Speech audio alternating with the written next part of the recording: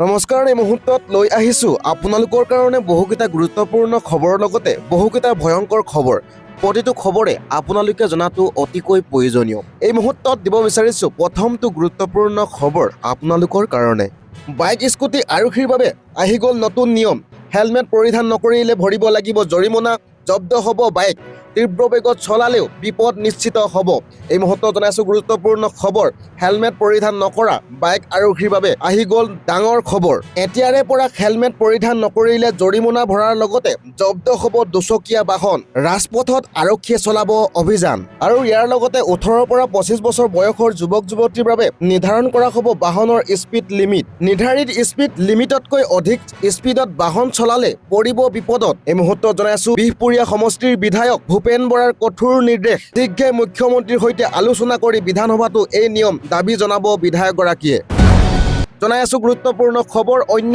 এক আপোনালোকৰ কাৰণে অসমতো পৰিল মধ্যপ্ৰাচ্যৰ যুদ্ধৰ ব্যাপক প্ৰভাৱ অহা 6 মাহৰ বাবে কৰ্তন কৰা হ'ব 30% দৰমহা এই মুহূৰ্তত জনাই আছো গুৰুত্বপূৰ্ণ খবৰ মধ্যপ্ৰাচ্যত চলা যুদ্ধৰ ফলত ভাৰতত দেখা দিয়া অভাৱনীয় পৰিস্থিতিৰ প্ৰতি লক্ষ্য ৰাখি বিটিচি চৰকাৰে গ্ৰহণ কৰিছে গুৰুত্বপূৰ্ণ সিদ্ধান্ত এই গুৰুত্বপূৰ্ণ বৈঠকত কেইবাটাও তাৎপৰ্যপূৰ্ণ সিদ্ধান্ত গ্ৰহণ কৰা হয় বিশেষকৈ মধ্যপ্ৰাচ্যত চলা যুদ্ধৰ ফলত ভাৰতত দেখা দিয়া অভাৱনীয় পৰিস্থিতিৰ প্ৰতি লক্ষ্য ৰাখি বিটিচি চৰকাৰে গ্ৰহণ কৰিছে গুৰুত্বপূৰ্ণ সিদ্ধান্ত এক সিদ্ধান্ত অনুসৰি বিটিচিৰ সকলো কাৰ্যবাহী সদস্য তথা পৰিষদসকলৰ দৰমহা অহা 6 মাহৰ বাবে 30% কৰ্তন কৰা সিদ্ধান্ত গ্ৰহণ কৰা হৈছে ইয়াৰ উপৰিও বিটিচিত নতুনকৈ গৰু বজাৰ স্থাপন কৰাৰো সিদ্ধান্ত গ্ৰহণ কৰা হৈছে বিটিচিত বন্ধ হৈ থকা কেইবাখনো গৰু বজাৰ পুনৰ মুকলি কৰাৰ সিদ্ধান্ত গ্ৰহণ কৰা হয় বৈঠকৰ অন্তত এখন সংবাদমেল সম্বোধন কৰি গৃহীত কৰা সিদ্ধান্তসমূহ বিষয়ে সাদৰি কৰে বিটিচিৰ কাৰ্যবাহী সদস্য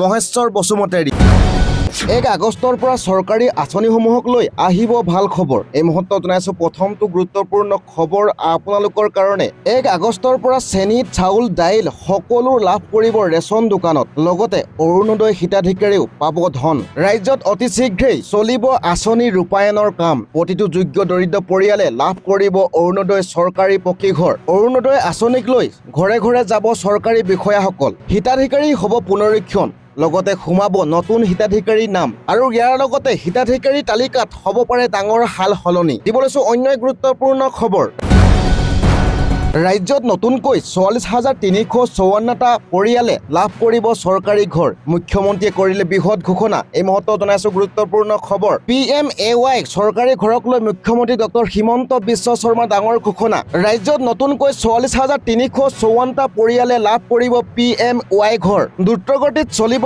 ঘৰ নিৰ্মাণৰ কাম এই বুলি মন্তব্য আগবঢ়ালে হিমন্ত বিশ্ব শৰ্মাই পকী ঘৰ নিৰ্মাণৰ বাবে চৰকাৰে ইতিমধ্যে মোকলাই দিছে 220.12 কোটি টকা বিশাল পুঁজি দিবলৈছো অন্য এক গুৰুত্বপূৰ্ণ খবৰ অসমীয়া বিহাৰী কৈ নাথাকিব নহলে মিয়াই সুযোগ পাব এটা মন্তব্যই সমগ্ৰ ৰাজ্যজুৰিত চলিছে চৰ্চা এই মুহূৰ্তত জনাইছো কোনেও অসমীয়া বিহাৰী কৈ নাথাকিব নহলে মিয়াই সুযোগ পাব মিয়াক কোনেও সুযোগ নিদিব চৰকাৰখনক অস্থিৰ কৰিবলৈ একাংশই চেষ্টা কৰি আছে এনেধৰণৰ কথা বতৰাই জাতিটোকহে আঘাত কৰিব অসমীয়া অনা অসমীয়া প্ৰসংগ কোনেও নানিব বুলি মন্তব্য আগবঢ়াইছে নহলে মিয়াক সুযোগ দিয়াৰ বাহিৰে একো নহব আমি সকলো সনাতনী এক হৈ থাকিব লাগিব এই বুলি ৰাজ্যিক বিজেপিৰ সভাপতি দিলীপ শইকীয়াৰ মন্তব্য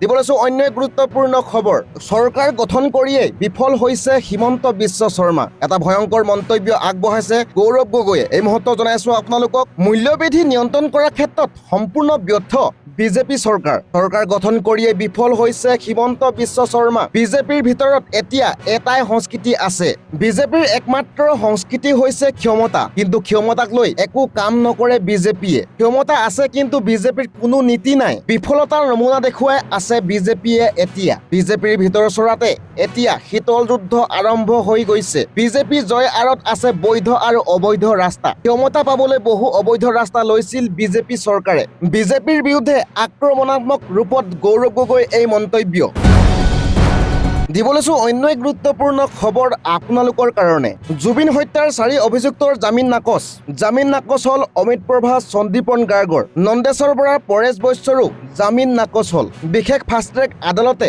নাকচ কৰিলে জামিন মানে আইনী প্ৰক্ৰিয়াটো দীঘলেই হয় এনেকৈ আমি ধৈৰ্যৰে বাট চাই আছোঁ আৰু উচিত এটা সমিধান পাম বুলি, দোষীয়ে শাস্তি পাব বুলি সেইটোৱেই মনত দৃঢ় বিশ্বাস এটা লৈ আহি আছোঁ। আৰু আমাৰ আইন, মই সদায় যেনেদৰে কৈ আছোঁ, আমাৰ ন্যায় ব্যৱস্থাৰ ওপৰত, আমাৰ আইনী প্ৰক্ৰিয়াৰ ওপৰত সম্পূৰ্ণ বিশ্বাস ৰাখি আমি আগবাঢ়িছোঁ। আৰু সেইদৰে আমি জুবিনৰ নামত আমি উচিত বিচাৰ আমি পাম আৰু দোষীয়ে শাস্তি পাবই, সেইটোৱে আমি বিচাৰিছোঁ। দিবলৈছো অন্য গুৰুত্বপূৰ্ণ খবৰ। প্ৰধানমন্ত্ৰী উজ্জ্বলা আঁচনিৰ হিতাধিকাৰীলৈ জৰুৰী খবৰ। কেন্দ্ৰই সলনি কৰিছে চিলিণ্ডাৰ ৰিফলৰ নিয়ম। বাৰ্ষিক ৰাজসাহায্যযুক্ত LPG চিলিণ্ডাৰ ৰিফলৰ সংখ্যা 9ৰ পৰা 4টালৈ হ্ৰাস। এতিয়াৰে পৰা বছৰত কেৱল 4টা চিলিণ্ডাৰতহে পাব অতিৰিক্ত ৰাজসাহায্য। প্ৰধানমন্ত্ৰী উজ্জ্বলা যোজনাৰ হিতাধিকাৰীৰ ক্ষেত্ৰত প্ৰযোজ্য হ'ব এই নিয়ম। দিবলৈছো অন্য গুৰুত্বপূৰ্ণ খবৰ। বিহাৰীয়ে অসমীয়া গৌবেগ ধ্বনি দিয়াক লৈ সৰব শৃংখল চলিহা। এই মুহূৰ্তত জনাই আছো, অভিযুক্তক গ্ৰেপ্তাৰ নকৰিলে ভয়ংকৰ হ'ব পৰিস্থিতি। বিজয় গুপ্তা বিধায়ক হোৱাৰ পেছতেই সাহস বাঢ়িছে বিহাৰীয়। অভিযুক্ত যুৱকক গ্ৰেপ্তাৰ নকৰিলে ঘেৰাও কৰা হ'ব বিজয় গুপ্তাৰ ঘৰ। বিজয় গুপ্তা বিধায়ক হোৱাৰ এমাহ নহওঁতেই অসমীয়াৰ ওপৰত আক্ৰমণ চলিল। এই মুহূৰ্তত জনাইছো, বিহাৰীয়ে অসমীয়া গৌৰৱেক ধ্বনি দিয়াক লৈ সৰব শৃংখল চলিহা। অভিযুক্তক গ্ৰেপ্তাৰ নকৰিলে ভয়ংকৰ পৰিস্থিতিৰ সন্মুখীন হ'ব বুলি মন্তব্য আগবঢ়ায়। এই ঘটনাবিলাকে অসমীয়া জাতিটো যে অসুৰক্ষিত সেই কথাটো প্ৰমাণিত কৰিছে। আৰু তাৰ বাবে দায়ী হিমন্ত বিশ্ব শৰ্মা, পীযুষ হাজৰিকা, জয়ন্ত মল্ল বৰুৱা, সুশান্ত বৰগোহাঁই, তৰংগ গগৈ। তাৰ কাৰণে দায়ী এই বিজেপিৰ এই নেতাবিলাক। আৰু এটা কথা একদম স্পষ্ট, সেই মানুহজনক যদি এৰেষ্ট নকৰে, নামটো কি মই নাজানো, সেই সম্প্ৰদায়ৰ যদি মানুহজনক এৰেষ্ট নকৰে, তেতিয়াহ'লে বিজয় গুপ্তাৰ ঘৰ ঘেৰাও কৰা হ'ব। আৰু খিলঞ্জীয়া মানুহে কাৰ্বি আংলঙত যেতিয়া কাৰ্বি গৌবেগ দিছিলে তেতিয়া আমি নিমাত, এতিয়া যেতিয়া অসমীয়া গৌবেগ দিছে এতিয়াও গোটেই মানুহবোৰ নিমাত। আৰু আমি কথা বতৰাবোৰ ক'বলৈ কিয় বেয়া পাওঁ, সামাজিক মাধ্যমত আমাৰ নামটো চান্দাজীৱী নহয় জানো?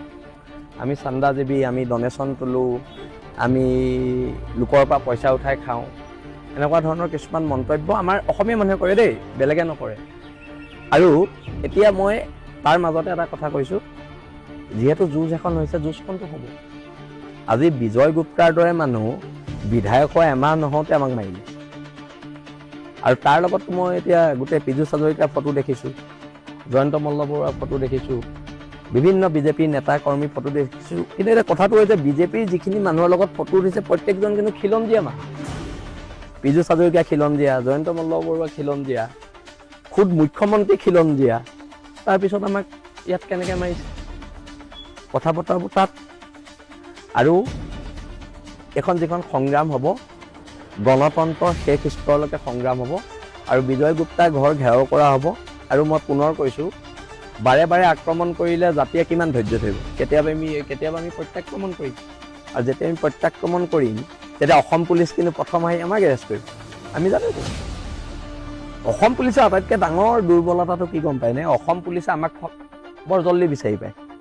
কিন্তু সেই মানুহটোক, অসমীয়া গৌবেগ পোৱা মানুহটোক এতিয়ালৈকে অসম পুলিচে বিচাৰি পোৱা নাই। অসম পুলিচে ভাও ধৰিছে নে অসম পুলিচে বিজয় গুপ্তাৰ ওচৰত চাৰেণ্ডাৰ কৰিছে, তাক লৈ আমাৰ কথা আছে। আৰু পুনৰ ক'লোঁ, আক্ৰমণ যেতিয়া হৈছে, প্ৰত্যাক্ৰমণ হোৱাটো নিশ্চিত।